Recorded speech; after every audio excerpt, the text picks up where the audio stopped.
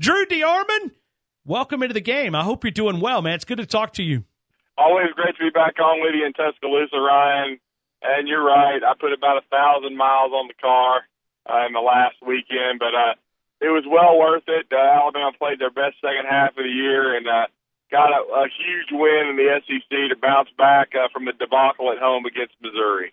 Yeah, and that kind of counterbalances this basketball team. Obviously, the bad loss, but then if you go one and still one of the road that you're not really supposed to win, that it bounces back and you get a chance to obviously get a little momentum going to Starkville. Yeah, you do. And now that with Alabama, it's kind of like what Avery said in the post game. He still doesn't know what happened to his team in the 3 days after Oklahoma, so they just have to continue to stay focused and worry about Mississippi State and take it game to game. Someone tried to ask him about their chances for the NCAA tournament. They don't need to be worried about the NCAA tournament right now. They need to be worried about Mississippi State. They had a 68-62 win over the Bulldogs a couple weeks ago in Coleman Coliseum, but it went down to the last 2 minutes. And, it's going to probably be another slugfest over there. They've won 3 straight games, and they routed Georgia at home the other night. So Alabama needs to just be worried about Ben Howland and Mississippi State and not even be focusing on the NCAA tournament. And if they do that, I think they can, in their last, 8 games, if they can hold serve at home, get another road win, I think they're solidly in. But they just need to, continue to focus on it one game at a time. And not just in, but this team, to me, if they get, obviously we've watched them take out Oklahoma, that we've watched them beat number 23 Florida. This team has the potential as they continue to grow. They're kind of a little inconsistent, but if they could find the consistency, they could do some damage in the NCAA tournament. I'm not saying go to the Elite Eight or anything, but they could get to, the field of 32, maybe in the Sweet 16 with this type of talent. Well, I thought the ceiling for this team at the start of the year was if they got the right draw and everything fell, perfectly in place, that they could get to the second weekend of the NCAA tournament, which would be quite an accomplishment. Hasn't been done since 2004 when they went to the Elite Eight unexpectedly under Mark Godfrey. That team was in an 8-9 game, and they were were 17-13. So again, they played a tough out-of-conference schedule. Then they got a good draw, went to the Elite Eight. This team is more talented than that one, and they have the ability to do that. But they have to stay focused, and the first thing they have to do is just learn to handle success. And hopefully, they learned a lesson from the Missouri game. Though Missouri, also beat Kentucky this weekend at home, but this is not a finished Kentucky team. But Missouri is a better team than people give credit for. Quanzo Martin's done a great job. But this Alabama team is very talented, and I felt like coming in this year they had a chance to finish in the top 4 in the SEC, and they still do. But, they got a long way to go and a tough schedule to contend with. How much of this team's inconsistency has been about leadership?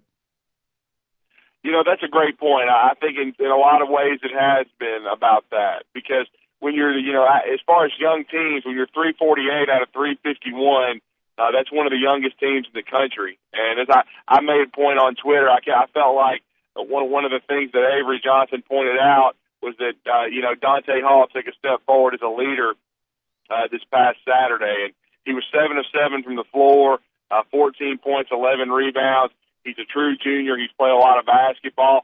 They need leadership from him. They need leadership from Dazon Ingram, who's been on campus for 3 years. They need that kind of leadership also from Braxton Key. Braxton's kind of a quiet kid, played very well against Florida, probably his best offensive game of the year. But with all these freshmen, they need any kind of veteran who's been on the floor before to show some leadership. But especially Dazon Ingram and Dante Hall, those guys have to, kind of lead everybody else and keep everybody rowing in the same direction. Collin Sexton is the most talented player and the best player on the team, but this is a team from 1 through 10 that's deep and talented, and I think anything less than an NCAA tournament berth is going to be disappointing. And they've been a little up and down because of the youth, but to be honest with you, they're going to make leave their legacy this last 8 games. And if they get into the NCAA tournament, all this, all some of these losses will be forgotten, and it's basically 0-0 when you get to March Madness, and then it's survive and advance. Is this about what you expected from Collin Sexton when you look at his stats? I mean, if I'd have said, hey, tell me what you think his stat line average is going to be, do you think this is about where you thought he would be? Obviously, he's battled an injury and trying to get back to 100%. It doesn't look like he's not there yet, but he's getting closer. But let me ask you, is this what you thought it would be about for Collin Sexton? Yeah, I mean, I think so. Maybe even a little bit more. He's done a little bit more than I thought he would. I mean, I think anytime you're averaging about 19 points per game in the SEC, and for a while he was leading the conference in scoring, I knew he would be a dynamic player. But, yeah, I expected him to lead the way. I expected him to be a very good player, very explosive. He struggled a little bit more with his jump shot. He did make a couple of deep threes against Florida, but that's to be expected. He's a young player. Quite frankly, he could probably use a second year of college, but he's so explosive, and he's still so good at times that you see the potential, and you see what he could do in the NBA with the way they call that game and the way the game is played. There's no question that I think he's deserving of a top 10 draft pick with what he's done as a freshman.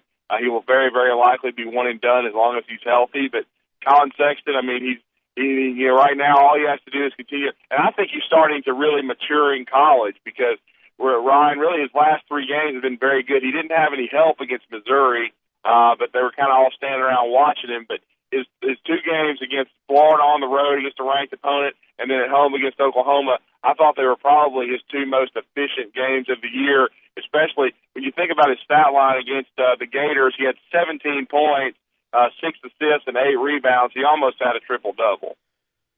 We are talking to Drew DeArmond, 97.7, The Zone in Huntsville, Alabama, 9 until noon, talking ball. He talks college football, college basketball, all of the above, and certainly we're going to move to recruiting coming up in a couple of minutes. But you look at Mississippi State, 5-5, 17-6 overall. Alabama's 15-8, 6-4 in the conference play. What do you think Alabama needs to do to go to the hump and get a win? They've got to rebound with ferocity. I mean, they didn't compete on the glass against Missouri, and they quite frankly got whipped.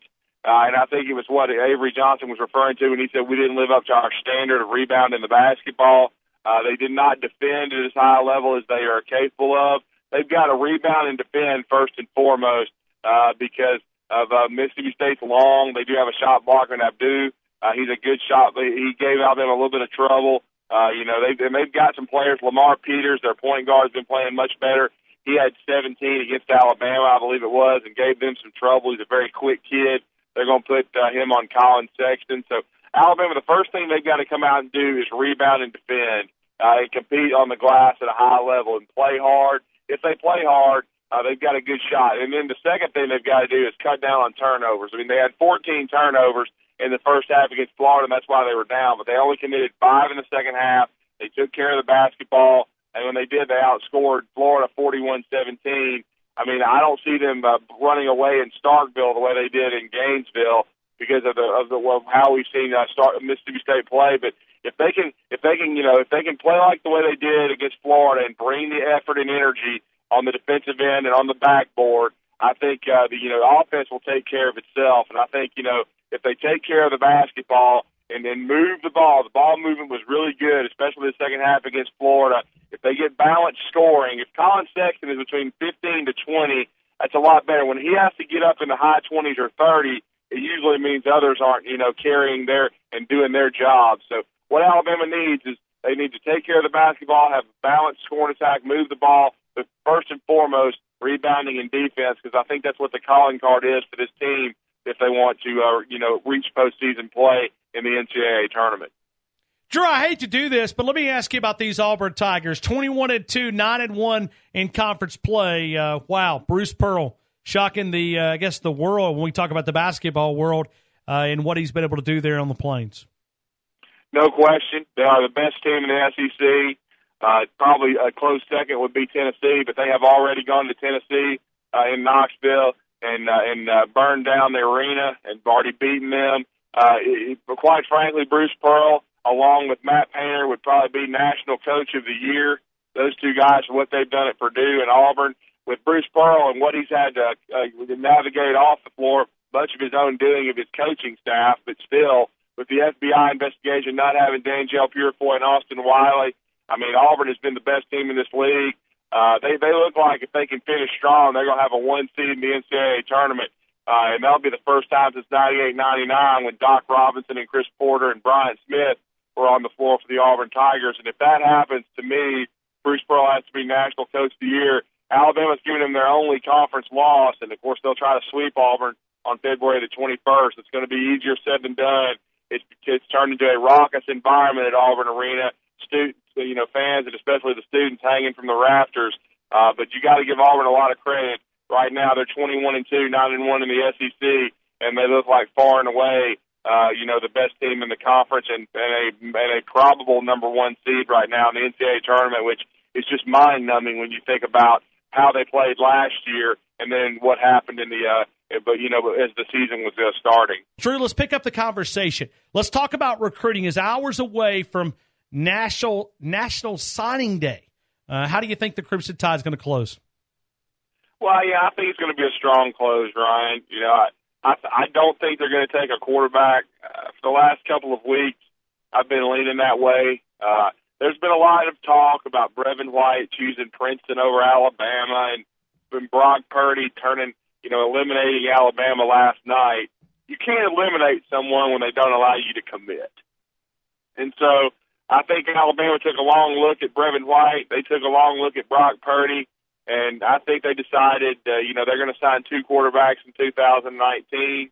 That those 2 guys are obvious if you follow recruiting in Talia Tagovailoa and Paul Tyson at Hewitt Trustful High School. I think that'll probably be 2 of their top targets right there. I think they're going to. They expect Jalen Hurts to be here in the spring and compete at the quarterback position with Tua Tagovailoa. And I think, we'll see what happens in the summertime. They've still got Mac Jones, who's coming off his redshirt year. And, and I think a guy like Braxton Barker, who he may not be as big as his father or have the arm Jay had, but he's a savvy kid who played against very good competition for Sean Rainey with the Spain Park Jaguars. And he could be brought in as a developmental guy, as an invited walk-on. And there could even be a graduate transfer option. You never know. With Nick Saban, but I've been told quarterbacks being handled, and so I think they felt like they had more pressing needs, Ryan, in these last 8 spots than quarterback right now. So when you look at the quarterback situation, though, to me, this tells me that they believe that Jalen Hurts is going to have a role in this football team. Yeah, I tweeted about that this weekend. To me, he could easily be an H-back Wildcat and backup quarterback. He can be used for this. Anybody and all these millennials listening to our show and listening to the game right now, go to YouTube and Google and type in Cordell Stewart. That's what you need to type in. And then if you type that in when he was first with the Pittsburgh Steelers, that's probably what you're going to see from Jalen Hurts. Perhaps Hines Ward.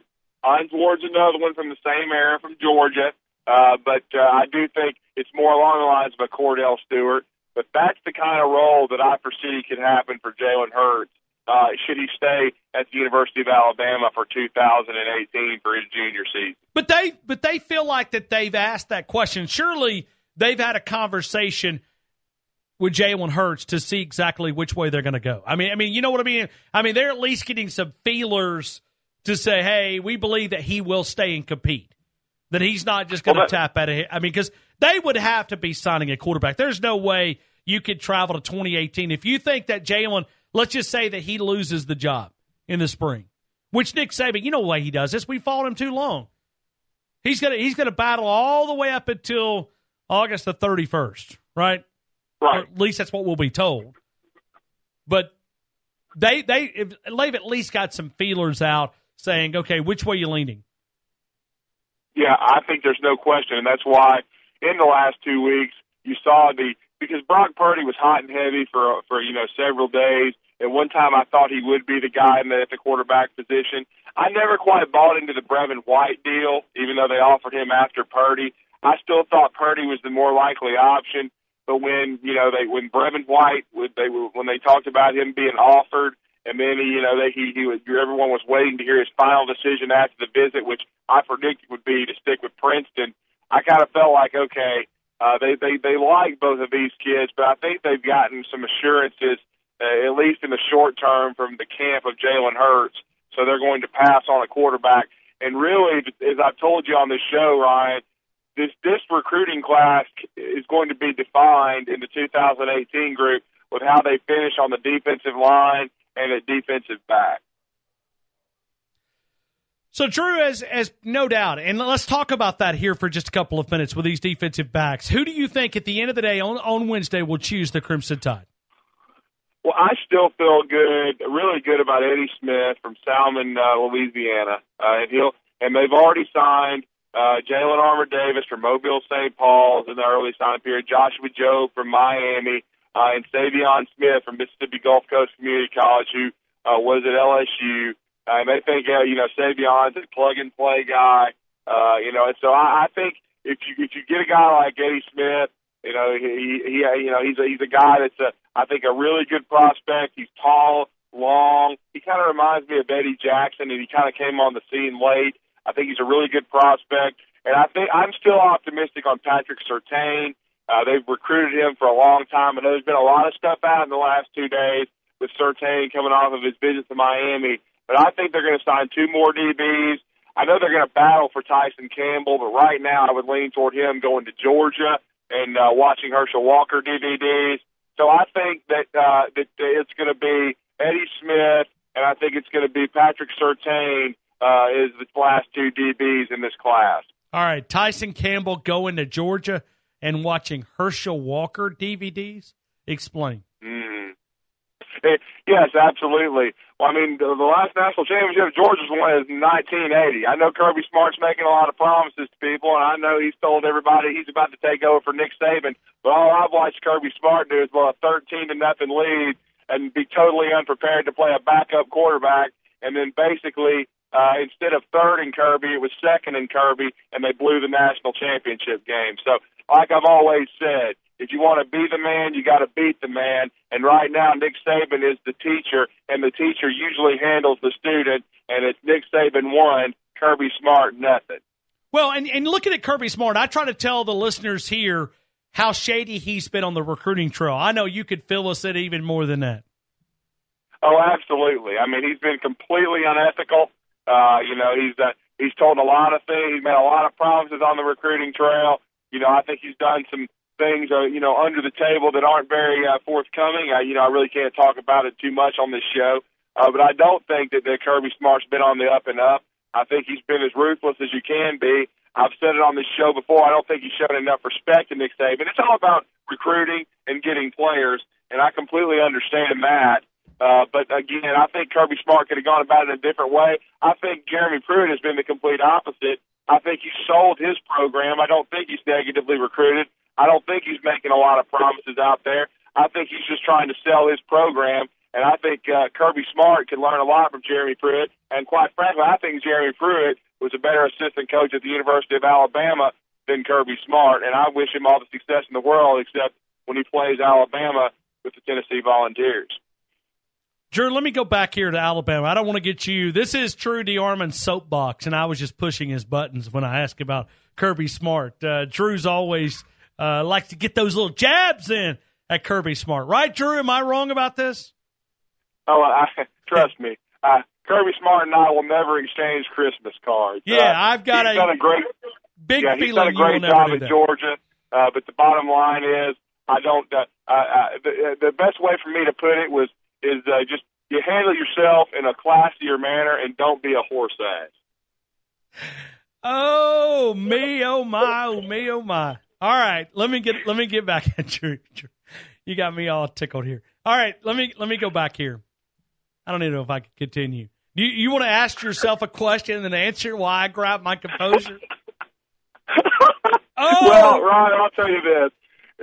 We've talked about defensive line being a key to this recruiting class. And for Alabama to have as strong a close as they need, they're going to need to secure Bobby Brown from Lamar High School in Fort Worth, Texas. He's been committed to Alabama, but, of course, before that he flipped from Texas A&M. he went to Texas A&M for a 2-day unofficial visit, this past weekend. And Bobby Brown is I think a big key because he's not a plug and play, but he's a guy within a year that after being in their weight program, could be a Marcel Darius type of, I think, interior defensive lineman. And, Texas A&M's, very optimistic after the visit this weekend, but I know Tosh Latoya is going to keep battling for Alabama. The next 48 hours is going to be interesting with this dead period to see if they can keep Bobby Brown committed. And right now he is committed to the University of Alabama. They've already got, Stephon Wynn committed, who's a really good prospect who I think can develop into a really good defensive lineman. And then I think they've got 2 more that they can sign. Malik Langham from Lee High School here in my community. I think he's going to sign with Alabama. And then there's a kid to watch, Glenn Beal from J.T. Curtis High School in River Ridge, Louisiana. He measured 6'5", 275 on the visit.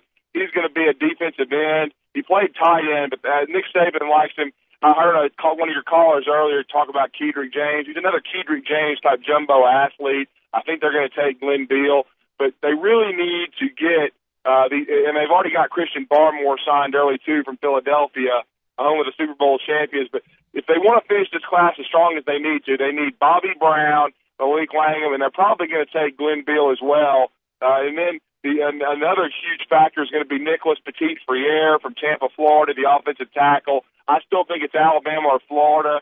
Maybe Notre Dame is a dark horse, but Florida is optimistic about him, but Alabama is cautiously optimistic too. He's not as big a swing guy as Bobby Brown because Bobby Brown's at more of a need position. But if Alabama wants to make a run late at that number 1 class overall, they would need to get Nicholas Petit-Frere in that final 8, and they also would need to get Jalen Waddle and Justin Ross, and I think they're going to get those 2 wide receivers. So really, the 2 swing guys for Alabama to finish in that top 1 or 2 is going to be Nicholas Petit-Frere and Bobby Brown. If they get those 2 guys and get Patrick Surtain, and I think they've got a really good shot at Surtain, then Alabama will be in the top 3, probably the top 2, with an outside shot to be number 1. But that's what they're going to need to finish as strong as they would like. So, Drew, do you think we would still be having the conversation about Jalen Waddle and Justin Ross if Tua Tagovailoa doesn't play the second half? Justin Ross, Clemson, Jalen Waddle, Texas A&M. Book it, Dano. So that would have been the conversation. Yes, it would have been. That would have been the conversation, and this finish to the recruiting class would not have been nearly as strong as you're going to see on Wednesday. It would have probably been still maybe a top 5 class nationally, but there would have been a lot of uncertainty, and it would have cost them Justin Ross and Jalen Waddle in my mind because both had severe questions about Alabama's offense until we saw Tua Tagovailoa become a legend on January the 8th and really, really, really ensure in Athens, Georgia, that Herschel Walker is going to be a big topic of conversation for another 364 days or so. Got it. Drew DeArmond, Talking Ball, 9 until noon. You can listen to him on the TuneIn radio app there, 97.7 The Zone in Huntsville. Drew, you've ticked off the Georgia fans. I appreciate it, man. Well, hey, man, always my pleasure. That game is going to be unforgettable for a lot of people for a long time. And just for the fans, just really quickly, they will sign an inside linebacker, too. It's going to be either J.J. Peterson from Colquitt County, Georgia. Rush Probst coached him. He's committed to Tennessee right now, and I think that's probably where he's going to sign. But I think Alabama's still in there battling. But the most likely inside linebacker for this class is going to be a kid that visited this past weekend. His name's Jalen Moody from Conway, South Carolina. I think he'll be the inside linebacker in the group. Kind of a sleeper prospect, but as we've seen with Nick Saban, his sleeper prospects such as Eddie Jackson and Joshua Jacobs usually end up being pretty good football players.